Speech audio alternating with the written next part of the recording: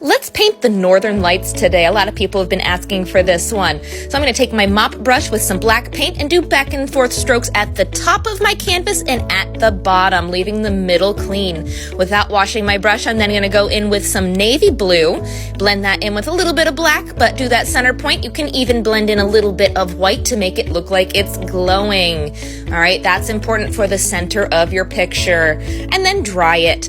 I'm going to take a large flat brush with some green and white and just lightly tap in some little shelves, all right, little lines there. Those are going to be your lights. Now, if you have a hard bristle brush, sometimes this is a little easier to control. You just brush that paint up. There's no paint on the dry brush. I'm just brushing it up.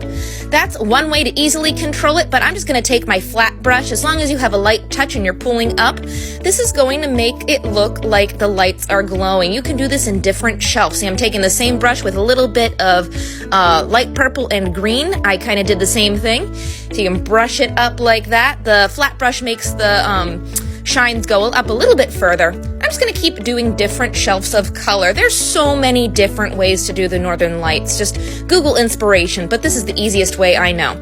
I'm also going to take the flat brush and kind of fan that paint out down a little bit as well.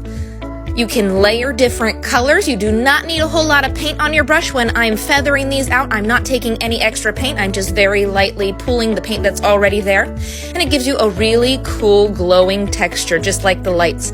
And try to keep them up in that glowing area. If you do too much, you can always take some black and kind of fan that in as well for shading. So have fun with it. Now I'm also going to take some white on my brush, a little bit watered down, and smack it over top of my dry brush there. That's going to give you stars. That's my favorite way to do stars. But if you don't like how chaotic that can be sometimes, you can take a toothpick and some white paint and just dot in some stars, especially up in that black. Now I'm going to take my mop brush again and give us some ground to plant trees. This is almost a variation of my winter sunset painting. And don't forget to add some highlights so the dark isn't too dark. The lights are very bright, so they'd be shining.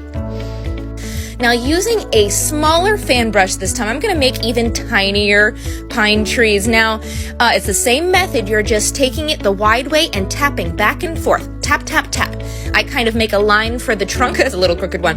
But make a line for the trunk and then just tap back and forth in a zigzag, and you can shape it however you like. I like the tinier fan brushes a little bit better if you want to do smaller trees because it's a little bit easier to control and do very little details. See, look, that one I'm going to branch out. It gives those nice curves too. All I'm doing is bouncing it like a bunny.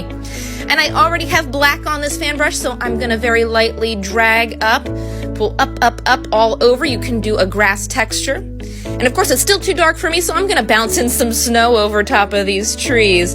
Just a little bit of white. It can be snow or highlights. Going to do the same thing for the grass so we can see it a little bit better. But that's a little bit too much. You can blend it back in with black. I like how this just keeps evolving. Okay. Oh, and I can't help myself. I know a lot of people said they didn't like these little trees in the other one, but I'm going to add it anyway with an even smaller detail brush. Just do a little line up for a trunk, and you can add little V's coming off of that for branches. I'm just not going to make these as big this time because I don't want them to be the focus of the picture. Let's give him a friend. We'll have a lot of trees this time. It's like a little tree party. So yeah, just a little branches. I'm going to do a highlight on them as well so they're not as dark. Now I'm going to take a pencil eraser with yellow and white and make a dot. I want that to be a comet, so I'm going to take a detail brush and while that's still wet, brush out some of the yellow. You can shape it however you want. Ooh, I like that.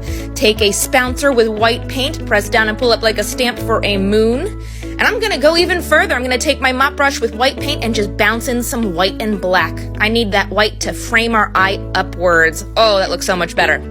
Woo! And there is an easy northern light painting. Have fun.